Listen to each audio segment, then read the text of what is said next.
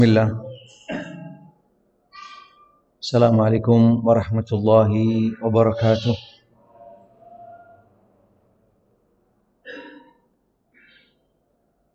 Alhamdulillah. Alhamdulillahi rabbil alamin. Wa bihi nasta'in ala umuri dunya waddin.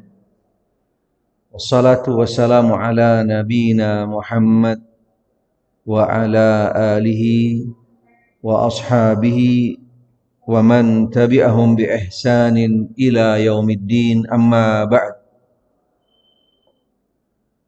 Subhanaka la ilma lana illa ma 'allamtana innaka antal alimul hakim. Rabbi shrah li sadri wa yassir li amri wahlul 'uqdatam min lisani yafqahu qawli. Allahumma arzuqni al-ikhlasa fil qawli wal 'amal fis sirri wal 'alan. Ma'asyiral muslimin wal muslimat, ikhwan akhwat rahimani rahimakumullah.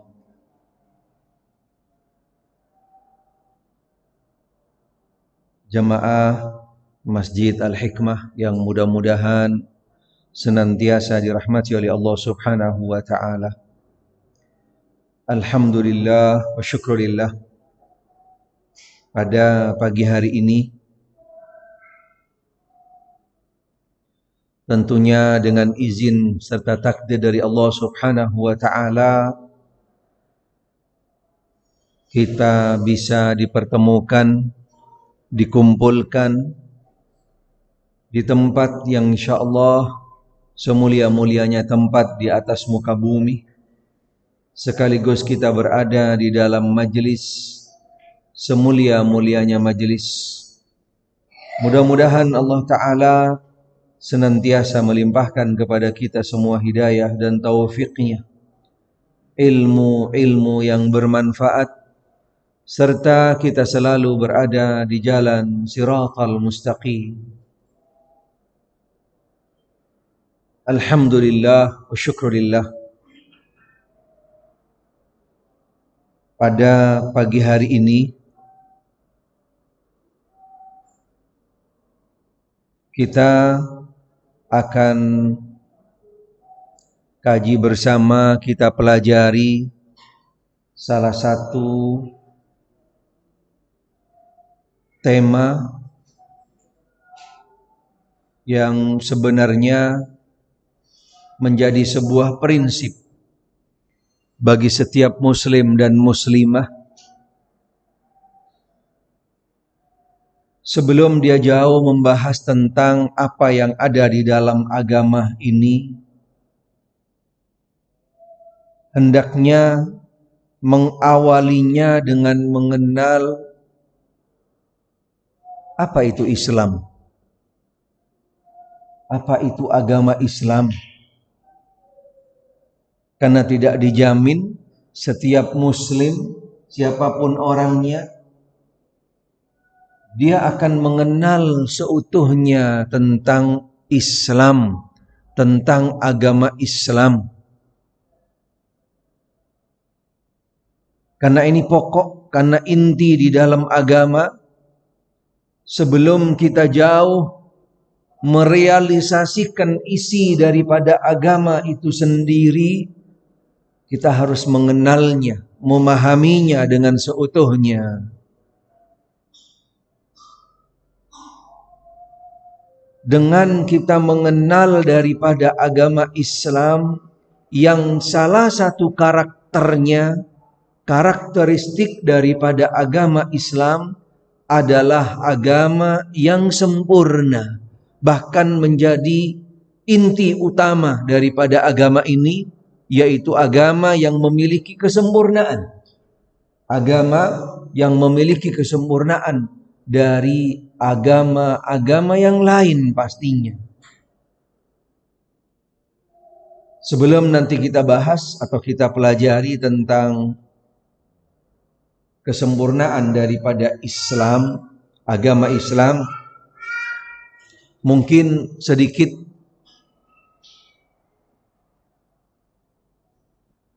sebatas review mungkin, atau secara nggak langsung ngetes. Nah, secara tidak langsung juga ngetes. Kita pastinya sudah nggak diragukan lagi seorang muslim tentunya. Seorang muslim. Sudahkah kita kenal dengan agama kita? Sampai di mana kita kenalnya dengan agama Islam ini? Yang paling awal, apa sih definisi Islam itu? Siapa yang tahu? Apa definisi Islam itu apa? Betul.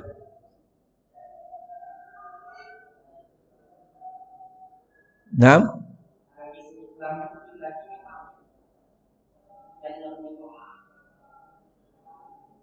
jazakallah khair. Ahsan, barakallahu fik.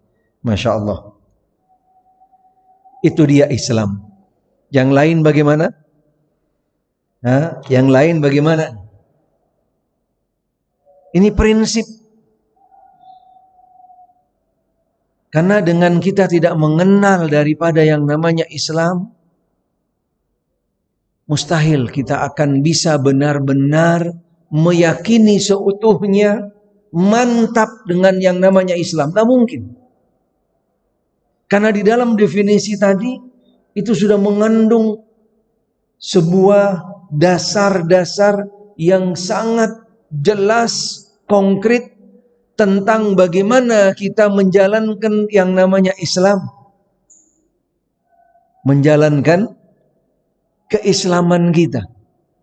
Kalau kita tidak mengenal awalnya, mengawalinya tadi dengan definisi daripada Islam itu sendiri, subhanallah.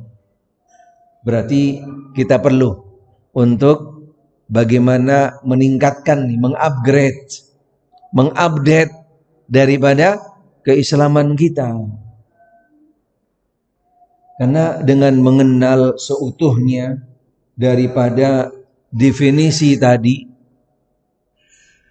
tentang Islam tadi, yang di dalamnya sudah komprehensif sebenarnya, apapun yang nantinya akan menjadi tantangan terhadap seorang muslim, tantangan bagi yang namanya agama Islam, kita sudah bisa punya bekal, punya antisipasi, dan gak khawatir apapun yang terjadi dengan agama Islam. Tidak perlu khawatir, karena kita sudah masuk di dalam poin yang kaitannya dengan masalah bagaimana kita itu meyakini, dalam artian bagaimana akidah kita terhadap agama Islam. Akidah kita terhadap agama Islam. Apa itu akidah? Apa itu akidah? Hari ini isinya tes nih, untuk berikan semangat sebenarnya. Karena kalau kajian yang sifatnya cuma menjadi pendengar budiman saja, mungkin udah sering. Sudah sering kita ikuti. Tapi bagaimana sebuah kajian itu biar bisa hidup, biar bisa benar-benar di dalamnya ada bobot dan juga ada isi, serta ada yang dibawa keluar daripada majelis ilmu, itu majelis ilmu yang sebenarnya.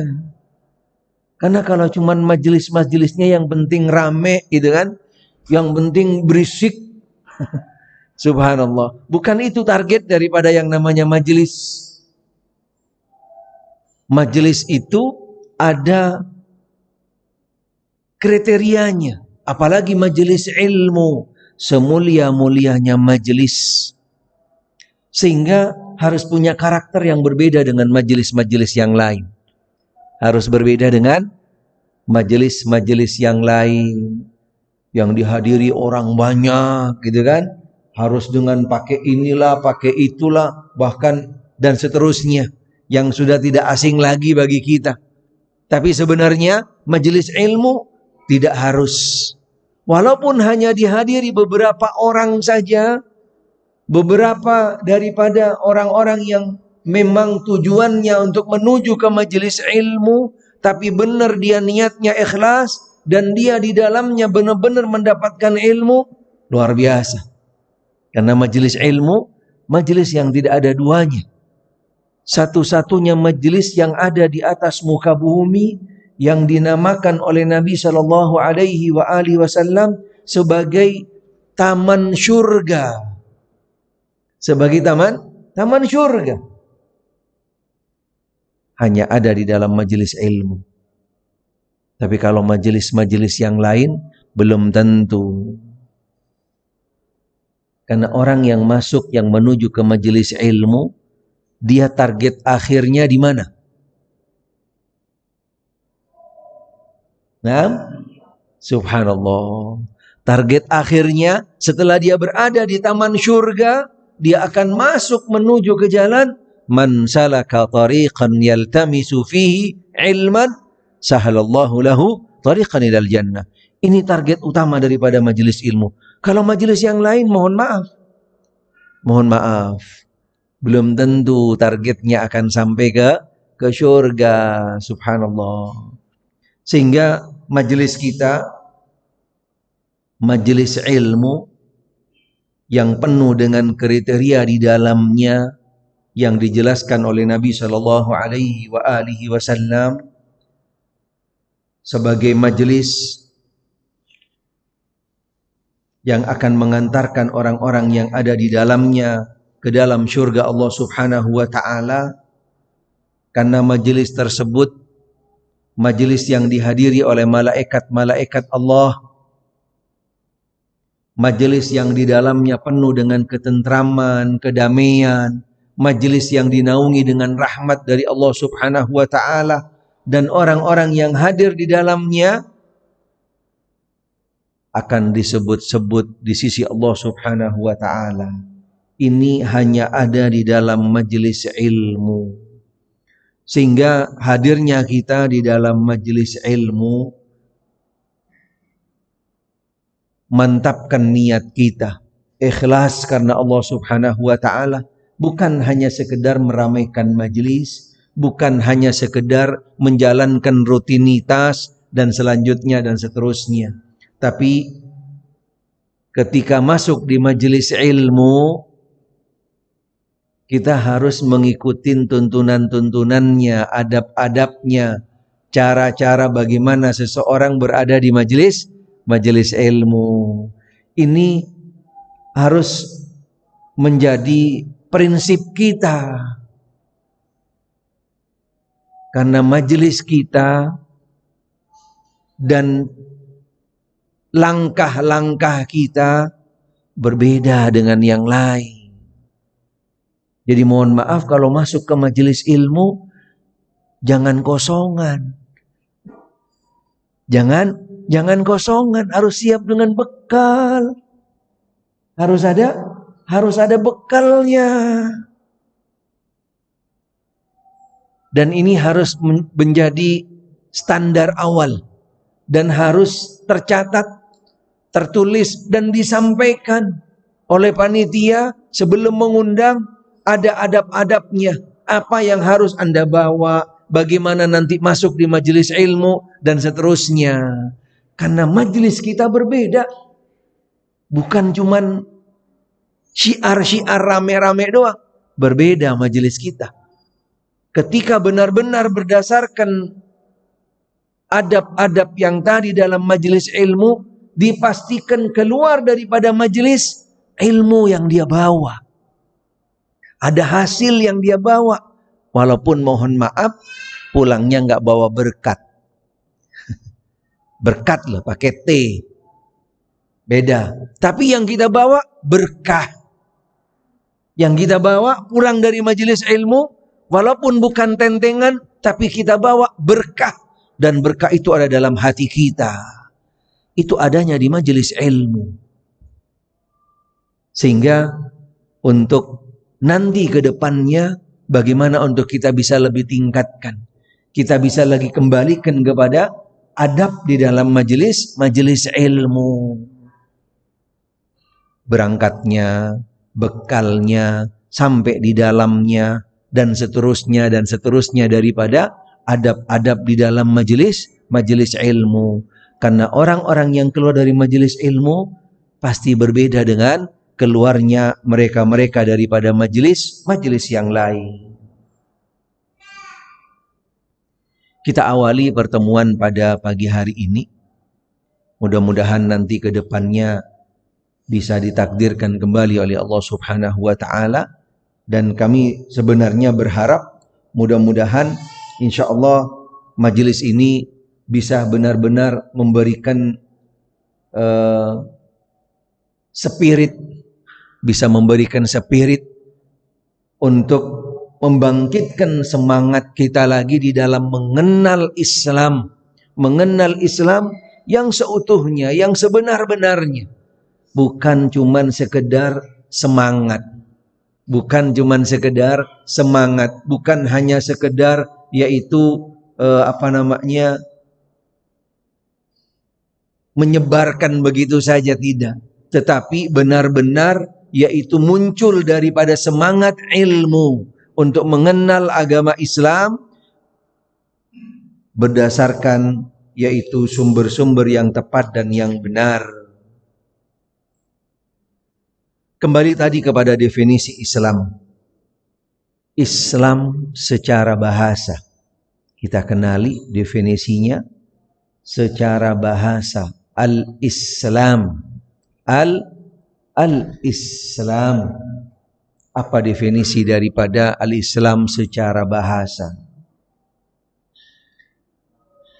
Nah, Masya Allah, Mas Jadi jawab duluan. Curiga pegang laptop, pegang tab sebenarnya.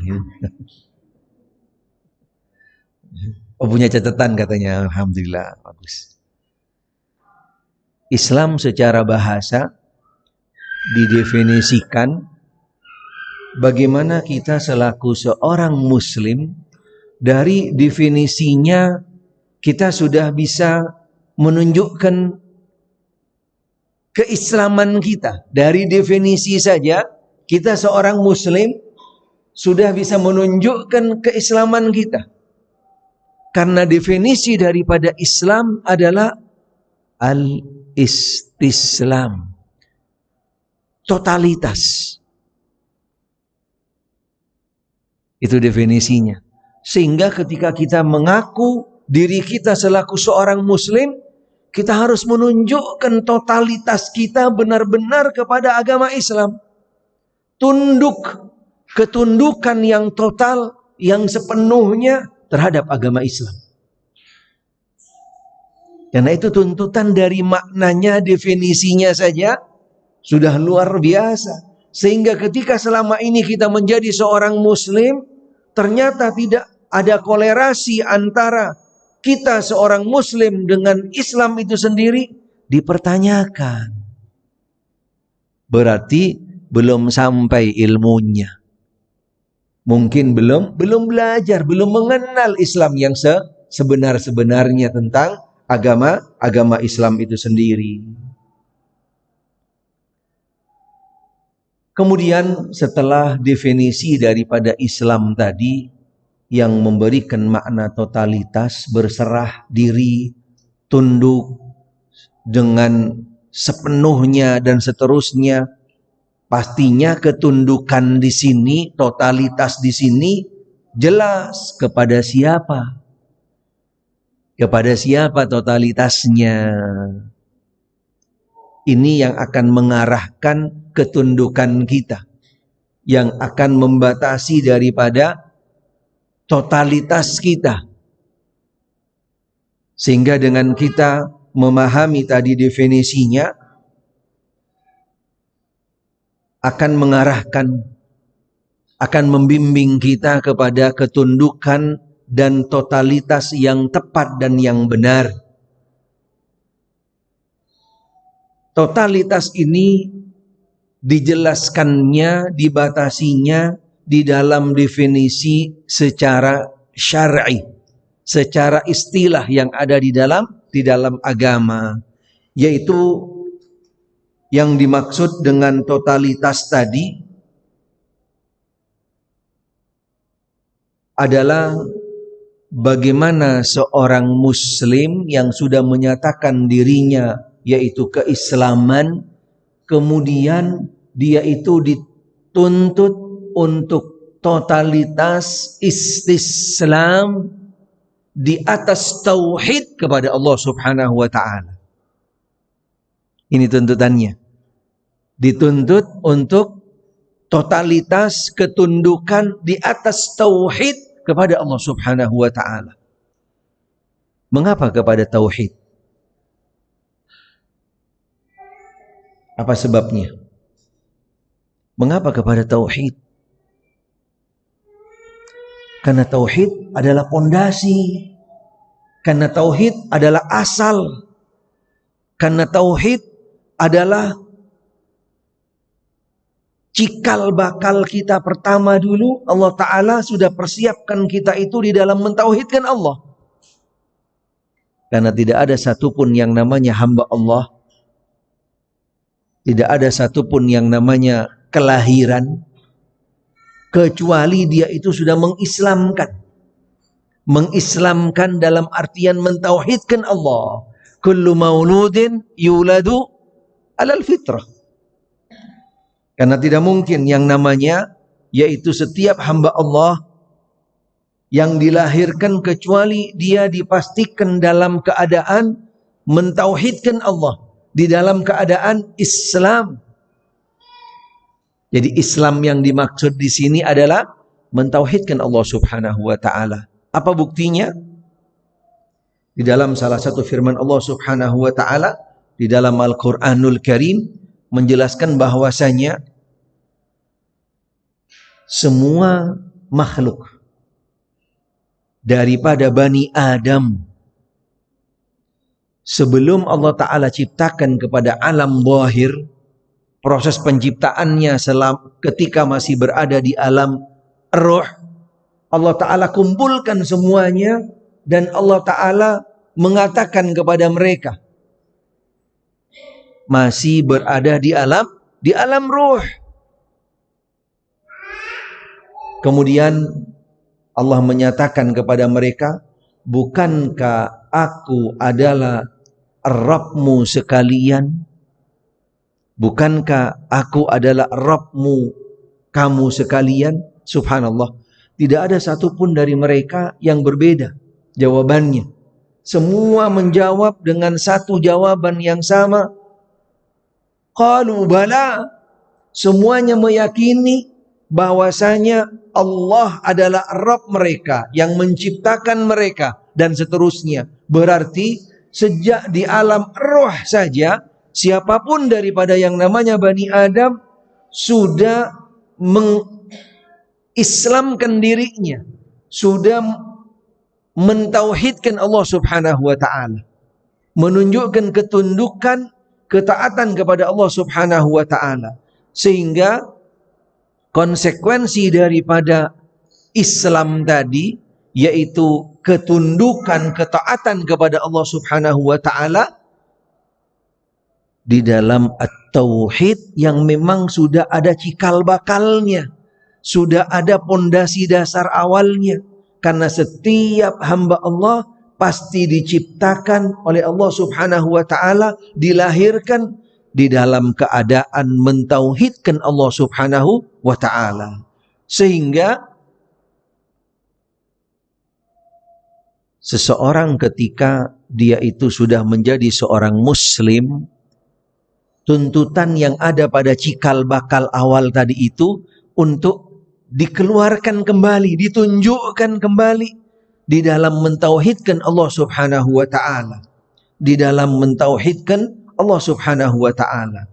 Sehingga definisi yang selanjutnya al-istislam lillah, yaitu ketundukan, ketaatan totalitas kepada Allah dengan tauhid atau dengan mentauhidkan Allah Subhanahu wa taala, dan juga yaitu menunjukkan tauhid tadi yang tidak cukup dengan sekedar ikrar, tidak hanya sekedar dengan menyatakan dirinya seorang muslim, mentauhidkan Allah, tapi juga harus ditunjukkan dengan ketaatan kepada Allah, menjalankan aktivitas, menjalankan amal-amal ketaatan yang semuanya kembali kepada tauhid, yang direalisasikannya adalah sebagai bentuk implementasi daripada seorang muslim di dalam menjalankan tauhidnya kepada Allah Ta'ala. Ini poin yang kedua. Poin yang kedua. Setelah mentauhidkan Allah Subhanahu wa Ta'ala, kemudian dituntut untuk merealisasikan tauhidnya. Merealisasikan tauhidnya dalam artian seseorang yang ngaku seorang muslim, ngaku seorang mukmin tidak cukup. Harus dibuktikan keislamannya, harus dibuktikan keimanannya dengan ketaatan kepada Allah, menjalankan ketaatan kepada Allah Subhanahu wa Ta'ala. Di dalam potongan yang terakhir, bagaimana seorang muslim tadi yang sudah totalitas ketundukannya kepada Allah, berjalan di atas tauhid, hanya beribadah kepada Allah, sebagai bentuk implementasi tauhidnya, sebagai bentuk realisasi daripada keimanannya, dia juga harus menjaga tauhidnya, harus melindungi tauhidnya. Dari apa melindunginya? Daripada musuh tauhid, musuh daripada iman yang sangat luar biasa bertentangan dengan iman. Dia harus melepaskan diri daripada yang namanya syirik. Harus melepaskan diri daripada yang namanya yaitu syirik, menyekutukan Allah, serta daripada celah-celah, pintu-pintu dan siapa saja yang akan mengantarkan kita kepada kesyirikan kepada Allah Subhanahu wa Ta'ala. Ini Islam. Subhanallah. Maknanya Islam sangat luas dan dalam. Tapi ketika kita memahaminya seutuhnya, mulai dari definisinya saja, beda dengan ketika kita belum memahami tentang Islam dengan seutuhnya.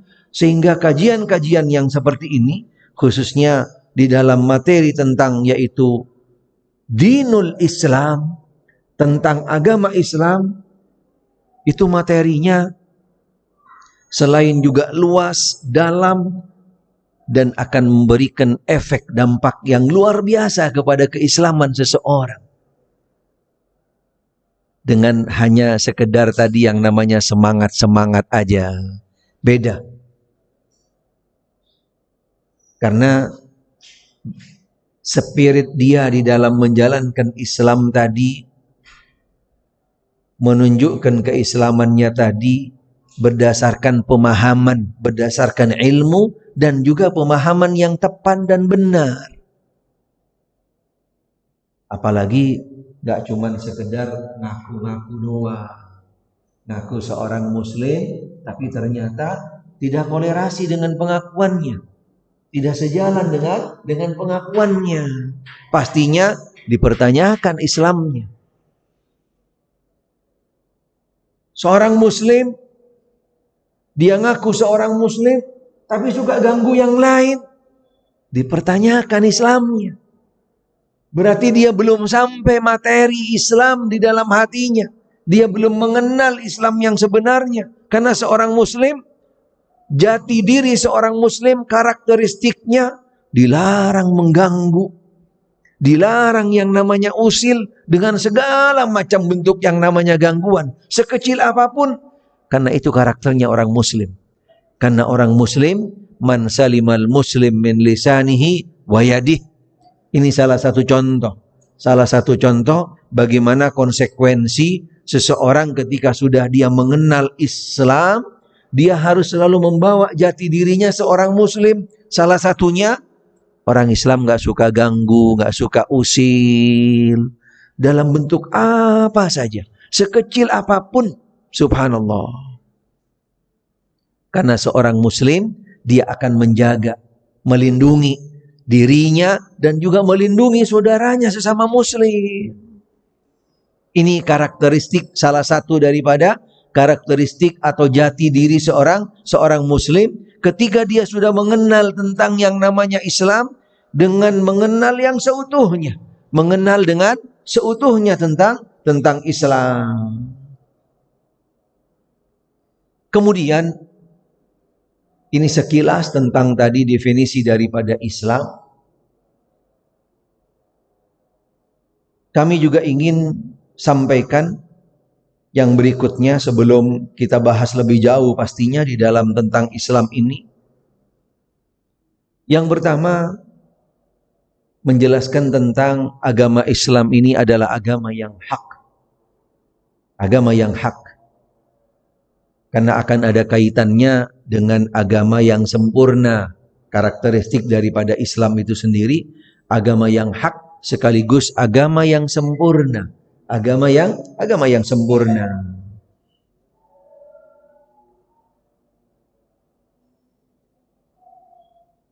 Agama Islam yang sumbernya, datangnya, kalau boleh juga kami katakan skenario awal daripada agama Islam ini tentunya kembalinya kepada Allah Subhanahu wa taala. Karena agama yang dibawa oleh setiap para nabi dan rasul semuanya sama, satu, yaitu agama Islam. Agama Islam. Karena inti daripada agama Islam ini juga satu daripada setiap yang dibawa oleh para nabi dan rasul, yang kembali kepada definisi Islam tadi itu. Karena setiap agama yang dibawa oleh para nabi dan rasul adalah agama Islam, termasuk agama Islam yang dibawa oleh Nabi Muhammad sallallahu alaihi wasallam, yang intinya mengajarkan, menyampaikan kepada setiap daripada umatnya, yaitu mengajak kepada mentauhidkan Allah Subhanahu wa taala. Ini agama Islam yang dibawa oleh Nabi Muhammad sallallahu alaihi wasallam dan juga oleh para nabi dan rasul sebelum Nabi Muhammad sallallahu alaihi wasallam. Prosesnya dari Rasul yang pertama yang diutus oleh Allah Subhanahu wa taala. Siapa Rasul yang pertama? Nabi Nuh alaihi salam. Nabi Nuh alaihi salam. Sebelum Nabi Ibrahim apa setelah Nabi Ibrahim? Yakin? Sebelum Nabi Ibrahim apa setelah Nabi Ibrahim? Sayap kanan sebelum. Yang sayap kiri? Sebelum juga. Nabi Rasul yang pertama adalah Nabi Nuh alaihi salam. Beliau fasenya zamannya sebelum Nabi Ibrahim alaihi salam.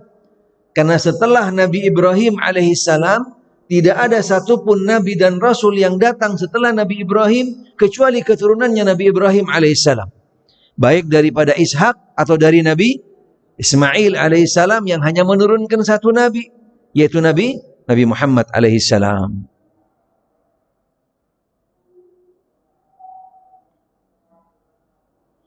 Dari mulai Nabi Nuh alaihissalam sebagai rasul yang pertama yang diangkat oleh Allah Subhanahu wa taala dengan membawa risalah, membawa agama, yaitu agama Islam yang intinya sama. Allah Ta'ala pertegas di dalam Al-Quranul Karim, وَلَقَدْ بَعَثْنَا مِنْ كُلِّ أُمَّةٍ رَسُولًا أَنِ اعْبُدُوا اللَّهَ وَاجْتَنِبُوا الطَّاغُوتَ. Ini misi daripada setiap para nabi dan rasul sejak Nabi Nuh alaihi salam sampai kepada Nabi kita Muhammad sallallahu alaihi wasallam. Misinya satu, beribadah kepada Allah, mengesahkan Allah, mentauhidkan Allah, dan meninggalkan sesembahan selain Allah. Ini misi utamanya. Misi utama daripada setiap nabi dan rasul yang datang setelah Nabi Nuh alaihi salam, karena beliau sebagai rasul yang pertama. Kemudian dengan misi yang sama ini yang dilanjutkan oleh para nabi dan rasul setelahnya. Ada yang Allah Ta'ala berikan kepadanya kitab, ada yang Allah Ta'ala melanjutkan yaitu daripada risalah yang sebelumnya dari para nabi dan rasul. Karena spesifikasi perbedaan yang mendasar antara seorang nabi dan rasul, seorang nabi itu melanjutkan risalahnya rasul, tapi seorang rasul membawa risalah dan kitab yang baru menghapus yang sebelumnya. Itu perbedaan yang mendasar daripada seorang nabi dan rasul. Jadi bukan definisi yang mungkin selama ini kita dengar. Karena tugasnya rasul adalah membawa risalah dan Allah Ta'ala bekalin padanya kitab yang sekaligus risalah dan kitab tersebut menghapus yang sebelumnya. Menghapus yang sebelumnya. Tapi kalau seorang nabi yang datang setelah rasul melanjutkan risalahnya seorang rasul. Contohnya Nabi Daud alaihi salam membawa risalah sekaligus membawa kitab. Kitabnya namanya Taurat.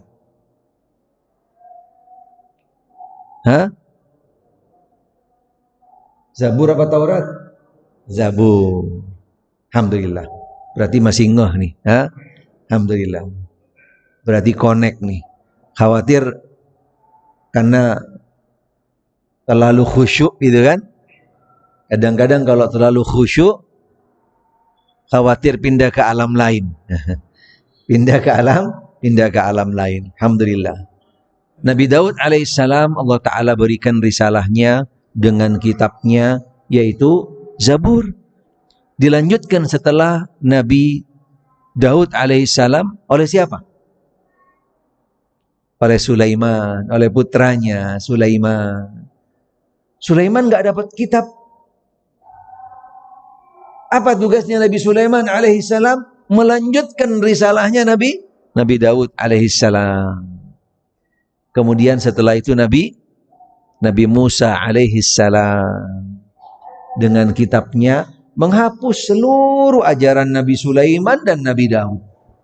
Dengan kitab yang baru, dengan risalahnya yang Allah Ta'ala perintahkan, walaupun semua isinya ajarannya Nabi Daud, ajarannya Nabi Musa, dan juga yang meneruskannya sama, intinya adalah mentauhidkan Allah. Mengajak setiap umatnya beribadah hanya kepada Allah. Melarang yang namanya menyekutukan Allah Subhanahu wa Ta'ala. Setelah Nabi Musa dilanjutkan dengan Nabi Isa alaihissalam. Sebelum Nabi Isa ada Nabi yang melanjutkan Nabi Musa alaihissalam. Nabi siapa? Siapa yang melanjutkannya? Nabi Harun alaihissalam. Nabi Harun alaihissalam. Kemudian dilanjutkan walaupun di sana ada fatrah sebenarnya ada masa-masa durasi yang sifatnya cukup panjang antara satu nabi dengan nabi yang berikutnya, antara rasul dengan yang berikutnya dan seterusnya. Tetapi ada beberapa generasi, ada beberapa orang-orang yang masih tetap menjaga, komit dengan ajaran-ajaran dari para nabi-nabi yang sebelumnya. Sebagaimana Nabi Muhammad SAW, beliau antara Nabi Isa dengan Nabi Muhammad SAW cukup panjang, cukup lama. Tapi Nabi Muhammad SAW, beliau tetap komit menjaga ajaran Nabi Ibrahim alaihissalam. Berpegangan dengan ajarannya Nabi Ibrahim alaihissalam. Dengan beberapa karakter yang ada, yang beliau jalankan selama beliau menunggu sampai nantinya diutus dan diangkat oleh Allah Ta'ala menjadi Nabi dan Rasul. Perpindahan daripada Nabi dan Rasul dan seterusnya sampai kepada Nabi Muhammad SAW dengan misi yang sama, dengan isi yang sama, walaupun satu dengan yang lainnya, dengan datangnya Nabi dan Rasul yang baru, menghapus yang setelahnya. Menghapus yang setelahnya.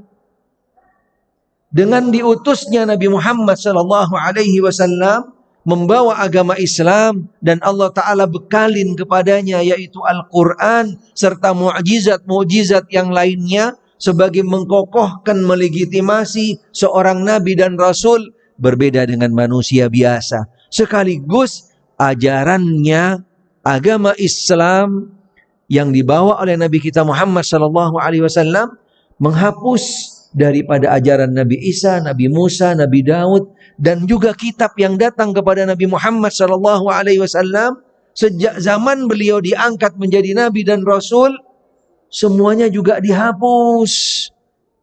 Dan sejak beliau diangkat menjadi nabi dan rasul, agama Islam, Al-Quran, satu-satunya yang diterima dan diridhoi oleh Allah Ta'ala.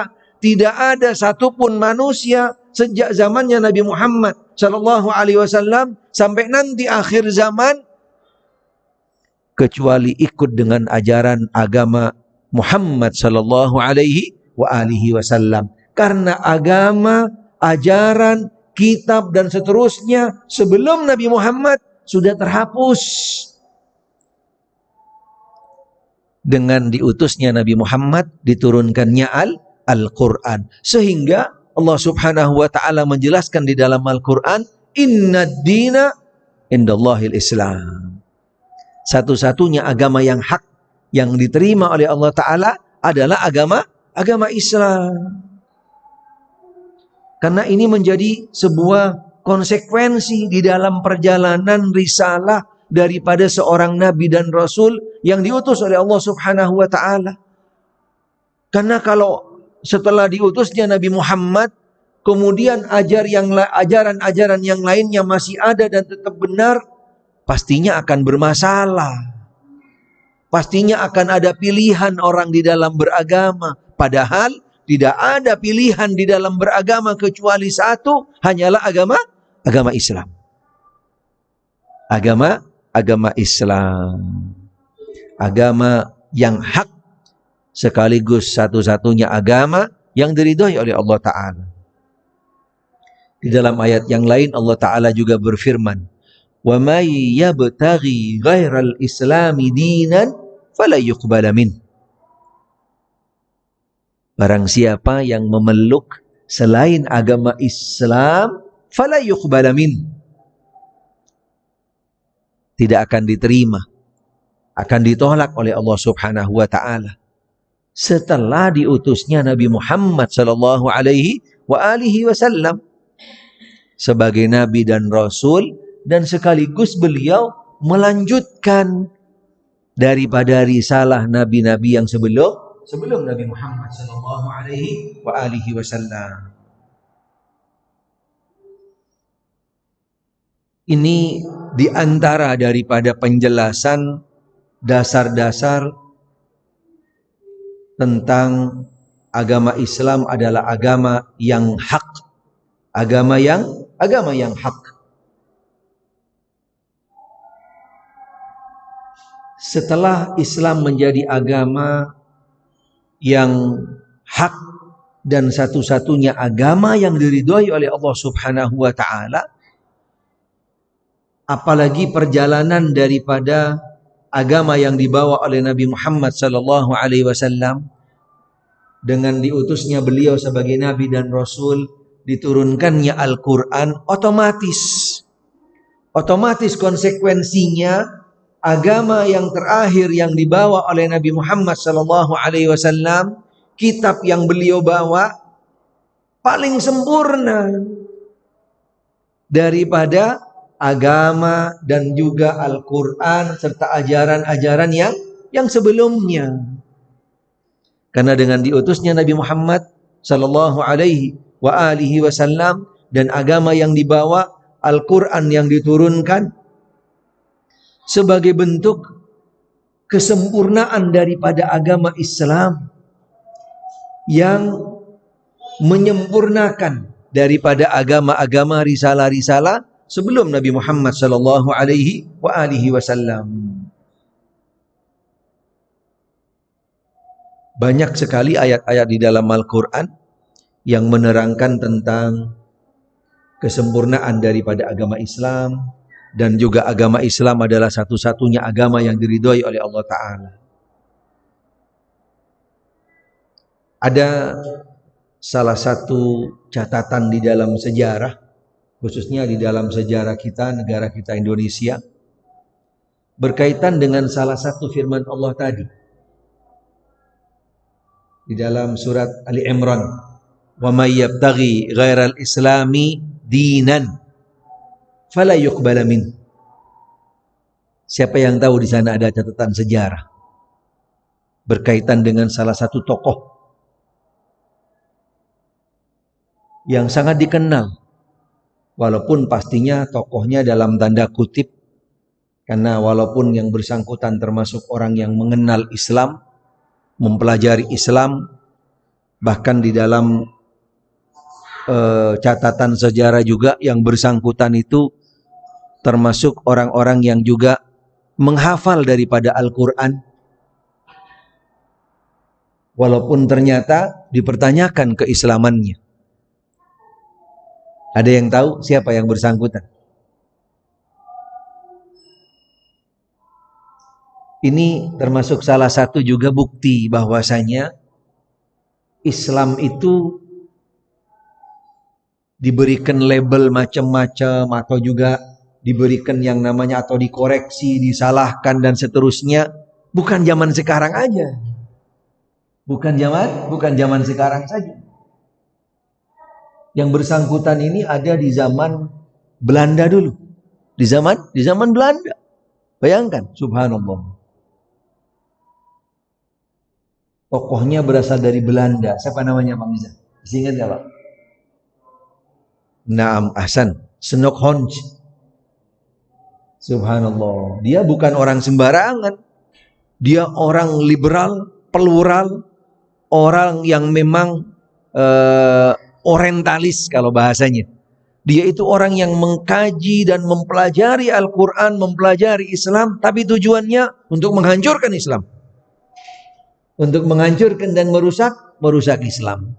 Salah satunya yang sangat populer dan sempat menyebar di masyarakat pada waktu itu, karena Al-Quran dicetak dengan ayat yang tadi dirubah oleh yang bersangkutan. Gimana ngerubahnya? Satu ayat, satu kalimat, tidak.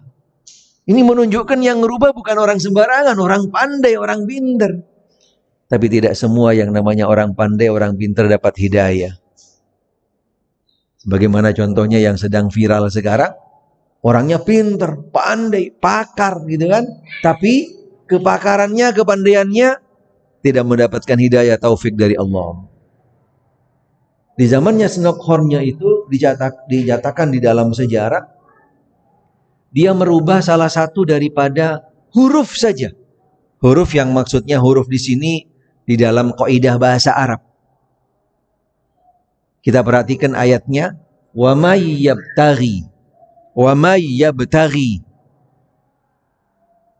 Barang siapa yang memeluk. Awalnya itu disebutnya di sini ghairal Islam, selain agama Islam, tapi kalimat selainnya dihapus. Kalimat selainnya dihapus. Barang siapa yang memeluk agama Islam, subhanallah. Bayangkan. Konsekuensinya, yang ayatnya isinya barang siapa memeluk selain agama Islam, Allah Ta'ala akan jadikan dia orang yang rugi nanti di akhirat. Tapi ketika selainnya dihapus, barang siapa yang memeluk Islam, subhanallah. Bayangkan. Dan itu Al-Qur'annya sempat disebar di masyarakat pada waktu itu. Dibagikan di banyak. Tapi alhamdulillah, karena Al-Quran itu yang jaga bukan percetakan. Yang jaga bukan manusia. Langsung Allah yang menjaganya dengan keutuhan, kesempurnaan daripada Al-Quran. Akhirnya ketahuan. Ditarik ulang itu Al-Quran yang sudah tersebar dengan berbeda dengan aslinya. Subhanallah. Wa may yabtaghi ghairal islami dinan fala yuqbala min wa huwa fil akhirati minal khasirin. Barang siapa yang memeluk selain agama Islam, tidak akan diterima oleh Allah, tidak diridhoi oleh Allah. Tapi ketika dihapus selainnya, berarti orang yang masuk Islam tidak diridhoi oleh Allah. Orang yang masuk Islam tidak diridhoi oleh Allah Subhanahu wa taala. Itu catatan yang kembali kepada agama Islam adalah agama yang hak dan sekaligus satu-satunya agama yang diridhoi oleh Allah Subhanahu wa taala, sekaligus agama Islam seperti yang kami sampaikan tadi adalah agama yang sempurna. Agama yang sempurna. Karena perjalanan tadi daripada risalah para nabi dan rasul, datang Nabi kita Muhammad sallallahu alaihi wasallam sebagai nabi dan rasul yang terakhir. Agamanya adalah agama yang terakhir, Al-Qur'annya juga kitab yang terakhir setelah daripada agama dan kitab yang sebelumnya. Sehingga agamanya, kitabnya, ajarannya, semuanya yang dibawa oleh Nabi kita Muhammad sallallahu alaihi wasallam adalah sebagai agama yang sempurna. Agama yang sempurna. Karena agama yang sebelumnya disempurnakan oleh agama Islam. Kesempurnaan daripada agama Islam pastinya perlu ada dasar-dasarnya, ada bukti-buktinya tentang kesempurnaan daripada agama Islam.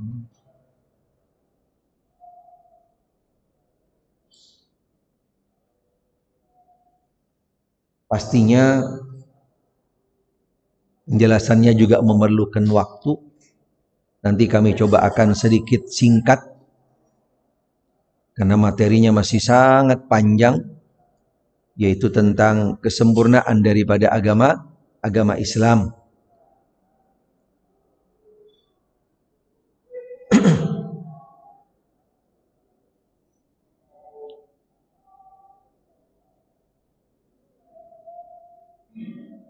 Salah satu dasar dan yang sangat prinsip yang dijelaskan di dalam Al-Quranul Karim tentang kesempurnaan daripada agama Islam, yaitu ayat yang Allah Ta'ala turunkan di masa-masa terakhir daripada zamannya Nabi Muhammad sallallahu alaihi wasallam, di momentum, di waktu yang sangat krusial, yang dihadiri oleh jumlah umat yang sangat besar, di dalam sebuah kejadian yang sangat krusial, di tempat juga yang sangat mulia, sehingga Allah Ta'ala turunkan ayat tersebut sebagai bentuk legitimasi, sebagai bentuk stempel tentang kesempurnaan daripada agamanya Muhammad sallallahu alaihi wasallam, yaitu agama Islam. Ayatnya pastinya setiap dari kita sudah sering mendengarnya, bahkan tidak sedikit yang menghafalnya pastinya daripada ayat tersebut.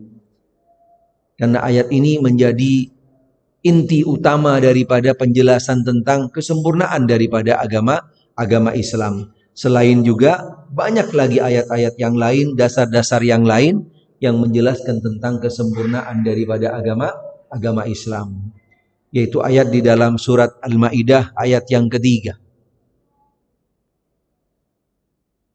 Surat Al-Maidah ayat yang ketiga, Allah Ta'ala berfirman, Al-yawma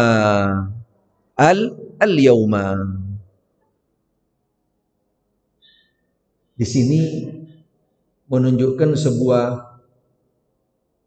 penggugah dengan diawali kalimat hari ini, sekaligus sebagai bentuk deklarasi.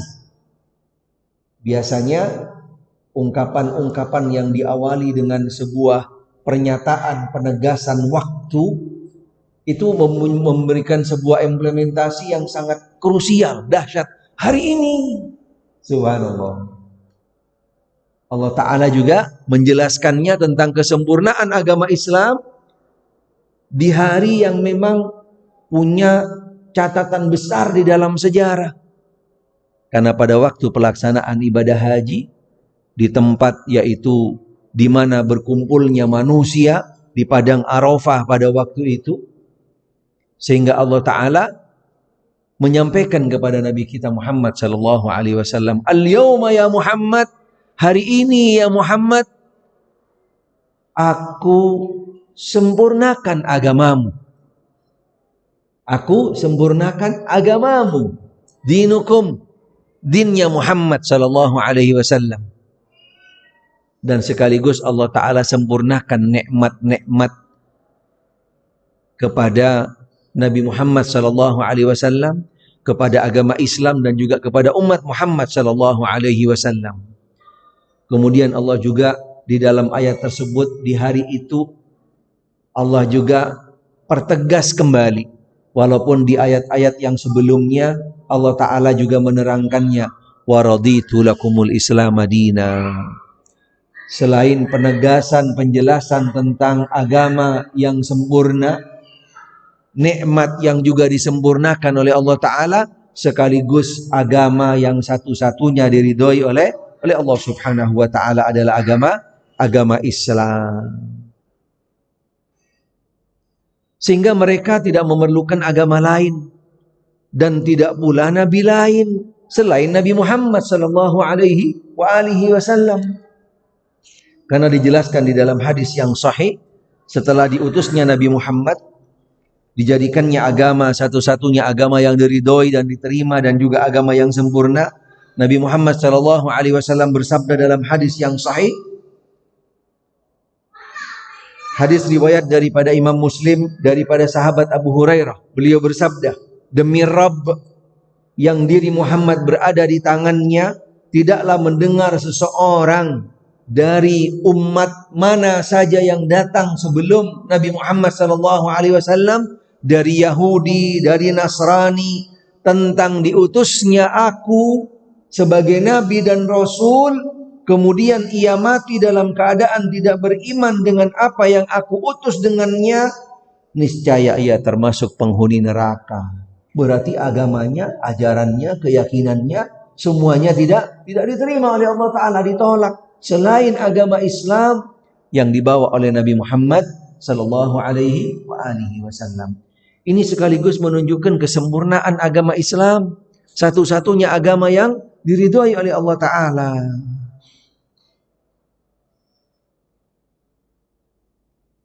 Karena sekaligus menjadikan beliau, Nabi kita Muhammad sallallahu alaihi wasallam, sebagai nabi dan rasul yang terakhir.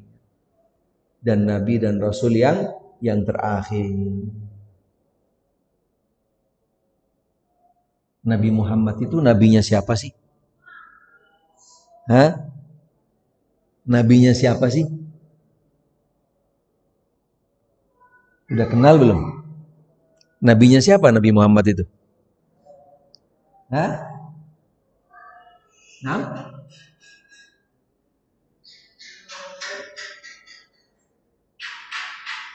Gara-gara masker banyak yang enggak itu sekarang. Enggak jelas suaranya gitu kan.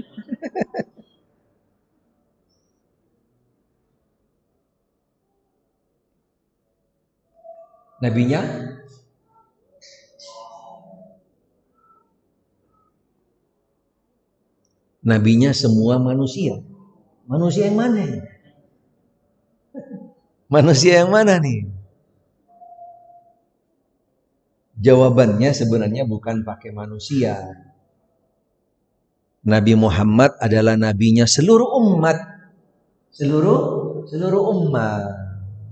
Karena beliau diutus kepada seluruh umat. Tapi kalau nabi-nabi yang lain hanya diutus kepada umat tertentu. Itu bedanya. Berarti Nabi Muhammad juga nabinya kita dong. Ya kan? Nabi kita.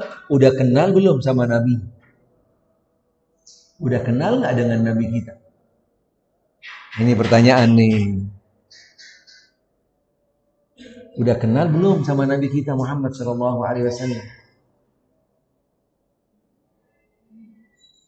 Pertama misalnya, udah tahu namanya nggak? Udah tahu nggak namanya Nabi Muhammad siapa?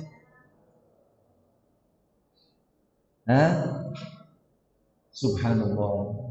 Katanya Nabi kita. Apalagi katanya kadang-kadang mengatakan udah cinta. Subhanallah. Namanya aja nggak kenal.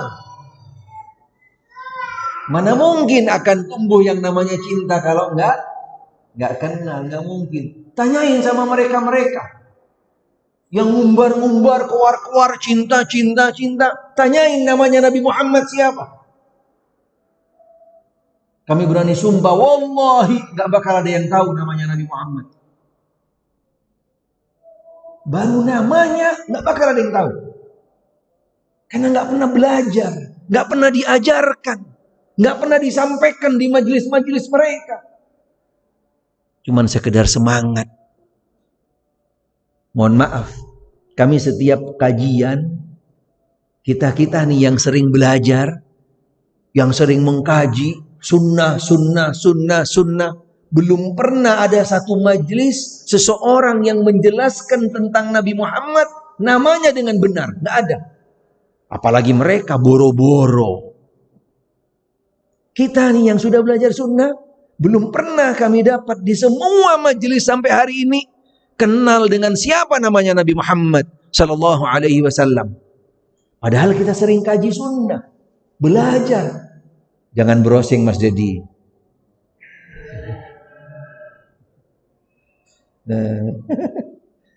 Subhanallah, belum pernah kami dapat. Hanya kemarin satu, ketika kami ngajar di Uswa, kebetulan nggak taunya dia ustadz juga. Ustadz juga, baru dia doang. Belum pernah ada yang menjawab. Subhanallah. Padahal hadisnya sahih. Dalam Sahih Al-Bukhari. Padahal itu selalu dibahas di dalam materi tentang konsekuensi mencintai Rasul Sallallahu Alaihi Wasallam. Tapi belum pernah ada yang tahu dan jawab tentang siapa namanya Nabi Muhammad Sallallahu Alaihi Wasallam. Dan kalau nanti disampaikan, kaget mereka. Oh, karena mereka selama ini dianggapnya namanya Nabi Muhammad Toha, Yasin, nggak ada. Itu bukan namanya Nabi Muhammad Sallallahu Alaihi Wasallam, nggak ada. Karena yang memberi nama kepada diri beliau adalah beliau sendiri. Kalau Toha, Yasin, itu orang mana yang ngasih nama? Nggak jelas. Subhanallah. Karena beliau yang bersabda, keluar dari lisannya beliau di dalam hadis yang sahih, nama saya ini. Subhanallah. Pernah ada di majelis mereka, terdengar disebutkan nama-nama itu? Gak mungkin. Tidak mungkin. Ini salah satu bukti bahwasanya kita untuk mengenal agama ini, untuk mengenal Nabi kita, kenalin dulu, pahamin dulu dengan seutuhnya. Dan kita ketika belajar, benar-benar belajar dengan seutuhnya, komprehensif. Jangan cuma di kulitnya doang, jangan cuma di depan doang. Dari yang sangat mendasar. Dari mulai titik awal. Seperti yang tadi kita bahas tentang Islam, kita kenalin apa itu Islam. Definisinya apa, kemudian yang ada di dalamnya apa, dan seterusnya. Insya Allah dengan sedikit demi sedikit, karena orang belajar nggak bisa langsung sekaligus blok gitu kan. Nggak bisa borongan namanya orang belajar, apalagi agama Islam. Harus sedikit demi sedikit, subhanallah. Karena dengan tahapan-tahapan yang seperti itu, pastinya akan membuahkan yang berbeda dengan cuman sekaligus. Karena kalau cuman isinya hanya sekedar seperti yang tadi, hadir di acara-acara rame-rame doang, habis itu buyar. Nggak jelas. Nggak ada kesinambungan. Nggak ada bekas. Nggak akan ada kelanjutan daripada ilmu yang mereka dapat. Ini yang kami tegaskan tadi di awal. Inilah bedanya majelis ilmu dengan majelis-majelis yang lain. Antum kenal namanya Nabi siapa? Muhammad Sallallahu Alaihi Wasallam. Apalagi? Ahmad. Baru 2. Namanya ada? Iya, udah browsing. Atau mungkin paling dengar, sudah pernah mendengar. Tapi aneh kan, coba sebutin namanya siapa saja. Oh, lupa. Kirain ingat. Subhanallah. Pasti lupa namanya karena jarang didengar namanya. Jarang Jarang didengar namanya beliau. Selain Muhammad Ahmad, nama beliau yang pertama Al-Mahi. Bukan Cimahi loh. Beda. Al-Mahi. Pernah dengar nggak nama ini? Nggak ada kan? Nggak ada. Yang kedua Al-Hashir. Pernah dengar namanya? Ini namanya beliau sallallahu alaihi wasallam di dalam hadis yang sahih dalam Sahih Al-Bukhari, inna li khamsatasman. Aku punya 5 nama.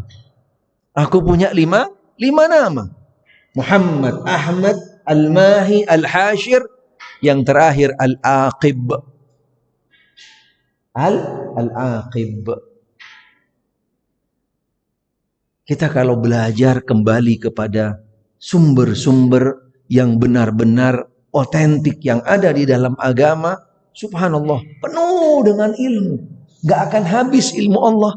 Semakin dieksplor, semakin kita keluarkan, akan semakin keluar mutiara-mutiara ilmu-ilmu yang sebenarnya, subhanallah. Sehingga ini rahasia majelis ilmu, ini rahasia majelis ilmu. Setiap seseorang yang berada di majelis ilmu dan dia belajar yang namanya ilmu, dia akan semakin haus. Akan semakin haus. Itu rahasianya ilmu. Karena ilmu, nggak ada orang yang merasa sudah cukup dengan namanya belajar. Ketika dia ngaku sudah cukup, man qala ana alim fahuwa jahil. Kalau ngaku dirinya sudah cukup, sudah berilmu, kita udah tahu, udah belajar. Nyatakan dia dirinya bahwasanya dia bodoh. Kalau ngaku seseorang sudah alim, berarti bodoh. Kita saja masih ikut kajian. Baik yang namanya online dari beberapa masyayikh, atau kita kadang-kadang dapat beberapa catatan-catatan dari kajian, ulangan-ulangan, sampai hari ini. Kita punya grup kajian khusus juga dari beberapa masyayikh. Subhanallah. Kita selalu kurang, kita selalu belajar. Karena kita masih bodoh. Perlu belajar. Apalagi dengan situasi kondisi yang sekarang ini, kita menghadapi tantangan, rintangan yang luar biasa, sangat besar, sangat banyak, kuat, dahsyat, dan seterusnya. Taib, biar penasaran, ya kan? Biar penasaran, biar juga lebih menumbuhkan semangat untuk bisa mau melanjutkan yang namanya belajar. Nggak cuman hari ini saja, nggak cukup cuman waktu ini saja, terus kita berlanjut nanti belajar dengan yang namanya belajar agama, khususnya tentang Islam. Kita belum masuk kemana-mana nih. Pembahasan tentang Islam, kita belum jauh pembahasannya. Mudah-mudahan Allah Ta'ala nanti takdirkan, Allah mudahkan, kita bisa pertemukan lagi. Kita bisa pertemukan lagi di dalam kajian yang memang khusus tentang Islam. Karena itu yang nanti akan menjadi konsen kami. Mudah-mudahan nanti bisa kita coba setting, kita akan bahas, kita akan pelajari Islam dengan benar-benar, yaitu mendasar, mendalam, dan seutuhnya. Dan seutuhnya tentang Islam. Sebenarnya kami sudah siapkan materinya cukup panjang, di antaranya salah satunya yang nanti juga bisa menjadi bahan renungan buat kita. Mengapa Anda memilih Islam sebagai agama? Apa jawabannya? Jujur amat sih. Buru-buru amat lagi jawabannya. Subhanallah. Itu yang akan kita mau koreksi nanti. Model-model Islam yang seperti itulah yang akhirnya menjauhkan kita daripada makna Islam yang sebenarnya. Tentang Islam yang sebenarnya. Kita tidak mau diberi gelar-gelar seperti yang tadi. Katanya orang condet, Islam saya mau udah dari sononya. Islam saya udah dari sononya. Ini yang kita coba akan hijrah. Dari Islam yang dari sononya, Islam yang turunan tadi, kita akan masuk ke dalam Islam. Mengapa Anda memilih Islam sebagai agama? Karena saya mempelajari Islam. Karena saya belajar Islam. Ini yang akan menjadi target kita. Bagaimana kita mengenal Islam dengan seutuhnya. Karena ketika kita mengenal Islam yang sebenar-benarnya, subhanallah, apapun bentuknya yang namanya tantangan seperti yang sekarang terjadi ini, Islam dinyatakan tidak sempurna, ini, itu, dan seterusnya. Itu sudah nggak relevan lagi sebenarnya. Karena hal-hal yang seperti itu sudah ada sebelum zaman-zaman kita sekarang ini. Yang kita fokus sekarang bukan hanya kita ngurusin tantangan-tantangan tadi. Orang-orang tadi yang sifatnya usil kepada Islam, kita akan habis energi. Kita akan habis tenaga kita, pikiran kita, waktu kita. Tapi yang kita lebih fokus sekarang, bagaimana untuk membenahi Islam kita, meningkatkan kualitas Islam kita, bagaimana kita tingkatkan tentang pemahaman kita kepada Islam, karena itu semua yang akan menjadi imun, menjadi antibodi, yang akan menjadi benteng tameng buat kita. Dengan semakin kita bisa kuat, semakin kita bisa memahami Islam, menghadapi tantangan-rintangan yang tadi itu kecil. Kayak laler, nyamuk yang lewat-lewat doang. Udah biasa. Karena konsekuensinya ketika kita tidak meningkatkan kualitas, mengupdate Islam kita, ada sebuah kerancuan syubhat yang ada. Oh iya ya, jangan-jangan Islam, jangan-jangan, subhanallah, terbawa oleh virus, terbawa oleh kontaminasi tadi, terbawa oleh kontaminasi tadi. Karena mereka yang sengaja memang menyebarkan beberapa virus-virus, pemahaman-pemahaman yang melenceng, yang salah dengan Islam, karena mereka nggak mengenal Islam, tidak memahami Islam, sehingga mereka orang-orang yang bukan pada kapabilitasnya. Karena kita sudah memahami Islam, paham dengan Islam, jadi yang keluar dari mereka, ya sama seperti firman Allah Ta'ala dalam Al-Quranul Karim, wa khatabahumul jahiluna qalu salama. Mohon maaf, kalau yang mengungkapkan, yang mengatakan tadi itu orang-orang jahil, jangan diladenin, assalamualaikum, jalan terus. Tapi kembali kepada kita dulu. Sudah belum kita mengenal Islam? Sudah paham benar kita tidak dengan Islam? Kalau kita sudah kuat, mantap, dan benar-benar Islam kita sudah bisa menjadi benteng, menjadi tameng, menjadi imun, yang seperti yang tadi berlalu begitu aja. Apalagi kayak kemarin ada yang ngomong, Al-Quran gak menjelaskan tentang yang namanya sholat 5 waktu. Gak ada dalam Al-Quran. Ya Allah. Yang ngomong siapa? Ente itu siapa? Ya Allah. Orang gak kenal Islam, gak tahu agama, gak tahu syariat, gak tahu Al-Quran, gak tahu semuanya. Asal bunyi, asbun. Apa tanggapan kita? Assalamualaikum, selesai. Gak perlu ditanggapi. Yang waras ngikut-ngikut nanggapin hal-hal yang seperti itu, ikut bahlul juga kita akhirnya. Subhanallah. Karena apa? Karena kita tahu tentang agama Islam, kita tahu bahwasanya sholat itu dijelaskan tidak semuanya melalui Al-Quran, dijelaskannya melalui apa yang disampaikan oleh Rasul Shallallahu Alaihi Wasallam. Karena banyak beberapa situasi-situasi kondisi yang ada sekarang yang kembali kepada Islam dan umat Islam, ada yang memang kadang-kadang sifatnya untuk menjadi bahan koreksi buat kita. Ada juga. Ada yang juga kadang-kadang tujuannya untuk memancing. Tujuannya untuk mancing. Kita harus jeli, kita harus paham. Jangan sampai terbawa arus dengan situasi kondisi seperti itu. Kembali kepada Islam yang murni, kembali kepada ajaran Nabi yang sempurna.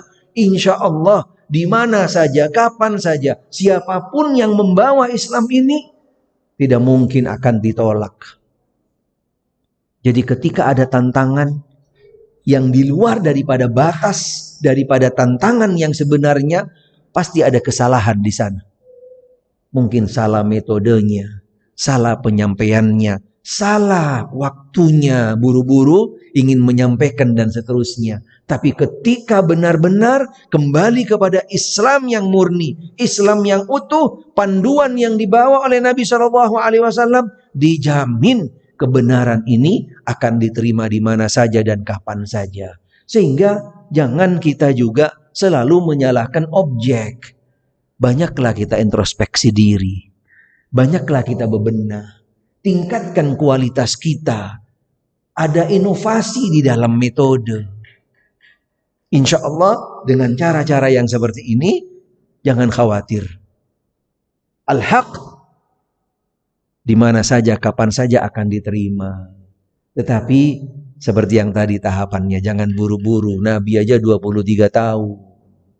Nabi 23 tahun. Kita baru kemarin aja mau langsung tersebar gitu kan.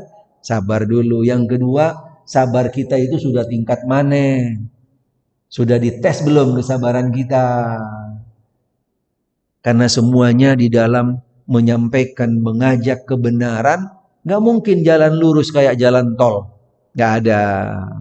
Pasti jalannya liku-liku, ada naik, ada turun, masuk jurang gitu kan, masuk hutan dan seterusnya. Walaupun nanti pada akhirnya, subhanallah, selama kita berjalan di atas jalan yang benar dan tepat, kembali kepada agama Islam yang murni yang dibawa oleh Rasul, tuntunan Rasul sallallahu alaihi wasallam, yakin al-haq ini akan semakin bersinar cahayanya. Akan semakin bersinar. Karena sesuatu yang sifatnya sinar terang gitu kan, itu pasti akan banyak yang mengelilinginya. Dan itu semuanya sifatnya kecil, gak punya kekuatan. Sama seperti laron yang mengelilingi lampun. Subhanallah. Karena sesuatu yang bersinar pasti akan menjadi sasaran.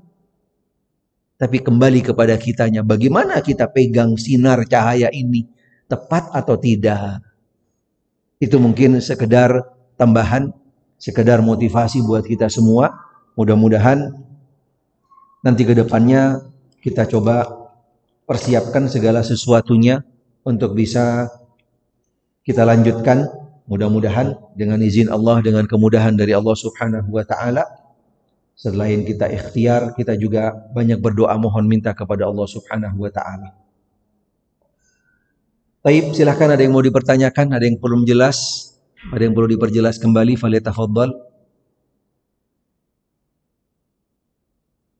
Fadhal, silakan. Assalamualaikum.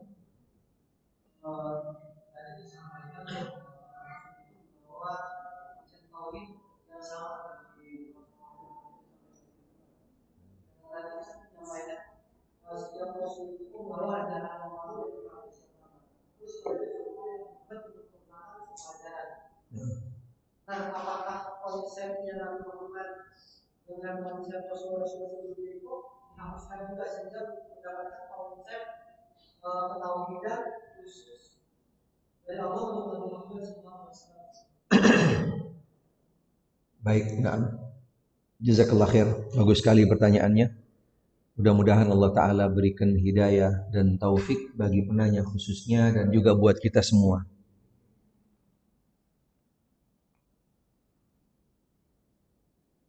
Wallahu a'lam, secara garis besar pastinya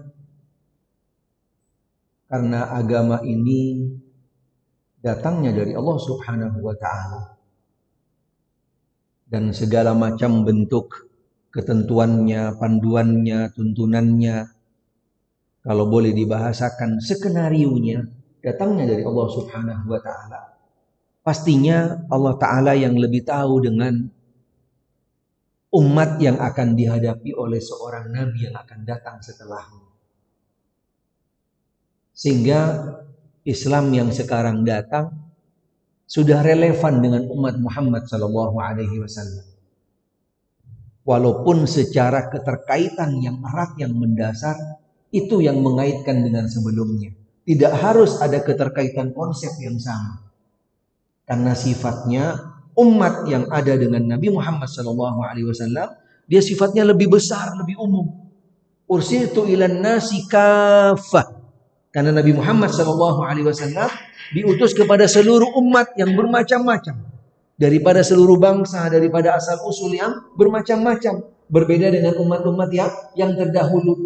Tetapi intinya yang mendasar antara misi utamanya sama, kemudian targetnya sama, dan metodologinya atau konsepnya yang ada pada setiap nabi dan rasul pastinya di sana lebih disesuaikan dengan situasi kondisi yang kembali kepada nabi dan rasul yang Allah Ta'ala utus. Dan Allah Ta'ala utus termasuk juga Nabi Muhammad SAW, karena beliau satu-satunya nabi dan rasul yang diutus dari bangsa Arab. Otomatis punya konsep yang Allah Ta'ala sudah persiapkan, punya kelebihan, punya perbedaan dengan konsep-konsep yang sebelumnya. Dari bahasa beda, dari kultur berbeda, gitu kan? Dan juga walaupun pada akhirnya juga diutusnya kepada seluruh umat, tapi asalnya Muhammad SAW daripada bangsa Arab, bangsa Arab. Itu secara garis besar. Walaupun sebenarnya tidak harus ada satu kesatuan di dalam konsep, tapi yang paling penting adalah satu kesatuan di dalam misi tadi, yaitu mentauhidkan Allah, menyelamatkan umat daripada kesyirikan. Allahu a'lam.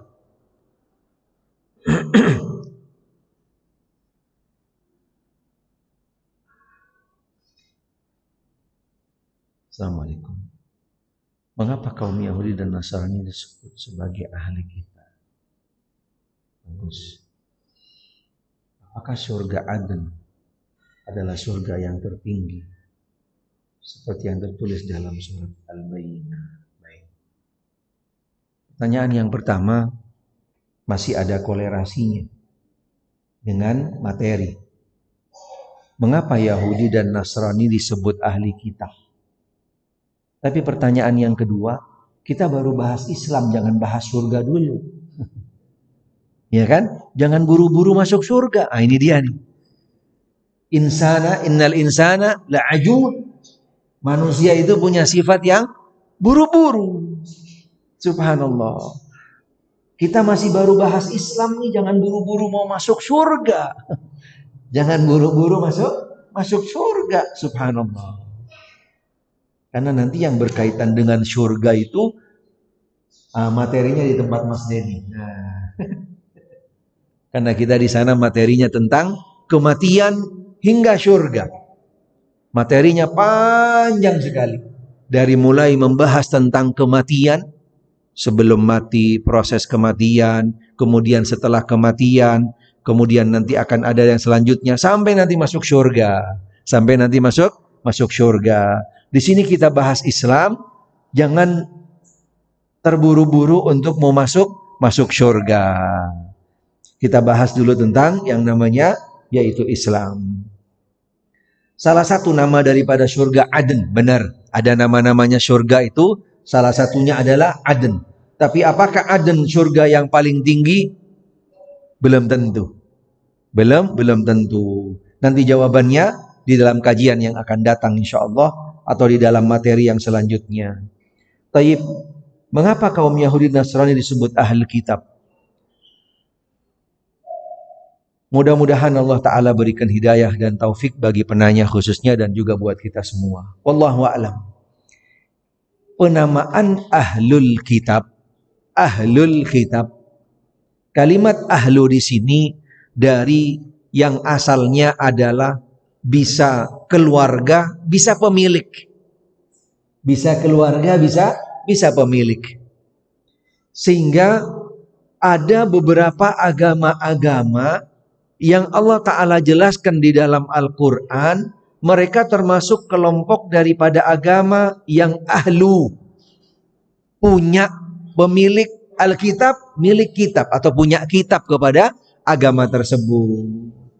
Sehingga Yahudi dan Nasrani masuk di dalam komunitas ahlul kitab karena agama Nasrani punya kitab asalnya. Agama Yahudi juga punya kitab asalnya, yaitu di zamannya Nabi Musa dan juga di zamannya Nabi Isa, kitab Taurat dan juga kitab Injil. Sehingga mereka masuk di dalam kelompok yang namanya ahlul kitab. Agama yang sumbernya, dasarnya kembali kepada kitab yang diturunkan oleh Allah Ta'ala. Atau nama lain daripada ahlul kitab, mereka itu adalah agama-agama samawi. Adalah agama-agama samawi yang sumbernya, agamanya datangnya dari Allah Subhanahu wa Ta'ala, yang Allah turunkan kepada Nabi dan Rasulnya, yang turunkan kepada Rasulnya kitab. Itu dia ahlul kitab. Sebenarnya yang mungkin lebih spesifik yang harus ditanyakan di sini, apakah ahlul kitab ini masih relevan sampai hari ini? Ini yang harus kita ketahui. Padahal mereka sudah sebelum zamannya Nabi Muhammad. Sebenarnya kalau kembali kepada konteks Al-Quranul Karim, penamaan ahlul kitab ketika zamannya Nabi Musa dan juga zamannya Nabi Isa itu masih relevan sampai hari ini penamaannya. Tapi kalau agamanya, ajarannya sudah tidak relevan lagi, sudah tidak otentik lagi, bahkan ditolak. Karena satu-satunya agama hanya adalah agama Islam. Ini yang penting sebenarnya. Dari mulai penamaannya dan juga relevansinya dengan konteks yang sekarang. Karena mereka masih ahlul kitab. Buktinya boleh umat Islam nikah daripada mereka. Daripada perempuan-perempuan mereka ahlul kitab. Boleh. Tapi yang menjadi catatan, apa iya sampai mau nikah dari mereka? Apa kurang dari akhwat kita? Iya kan? Subhanallah. Dipertanyakan dari muslimin, dari muslimat banyak di kita. Jadi sampai harus ngambil dari mereka, dipertanyakan. Walaupun relevansi ahlul kitab masih ada kepada mereka. Penamaan mereka sebagai ahlul kitab masih ada. Itu pertanyaan yang pertama tadi, dan yang kedua sudah kami juga jawab tadi tentang surga Aden. Salah satu daripada nama surga, dan juga bukan surga yang tertinggi. Surga yang tertinggi adalah surganya Nabi Muhammad sallallahu alaihi wa alihi wasallam. Siapa yang tahu surganya? Hah? Nah kan, nggak tahu juga kan? Nah, ini harus materi lagi nih berarti. Subhanallah. Namanya nggak kenal, surganya juga nggak kenal, surganya Nabi Muhammad. Subhanallah. Baik, ala kulli hal. Jadi biar Nabi tumbuh semangatnya, pengen tahu kan apa surganya Nabi Muhammad sallallahu alaihi wasallam. Pasti jawabnya Firdaus kan? Bukan Firdaus. Gak ada yang tahu satupun. Ya. Siapa yang tahu apa surganya Nabi Muhammad sallallahu alaihi wasallam? Allah. Kemarin kepanjangan libur kali ya. Baik, kita jadikan PR aja. Nanti kita akan bahas. Baik. Ada yang lain? Kalau tidak ada, kita cukupkan. Mudah-mudahan nanti kita lanjutkan insyaallah. Kalau tidak ada lagi, kita akhiri. Mudah-mudahan apa yang kami sampaikan yang benar datangnya dari Allah Ta'ala, yang salah dari diri kami. Mudah-mudahan Allah Subhanahu wa Ta'ala memaafkan kami, dan akhirnya kita tutup dengan doa kafaratul majlis. Subhanakallahumma bihamdik, asyhadu an la ilaha illa anta astaghfiruka wa atubu ilaik. Sallallahu wasallam ala Muhammad wa alihi wa sahbihi wasallam. Walhamdulillahi rabbil alamin. Assalamualaikum warahmatullahi wabarakatuh.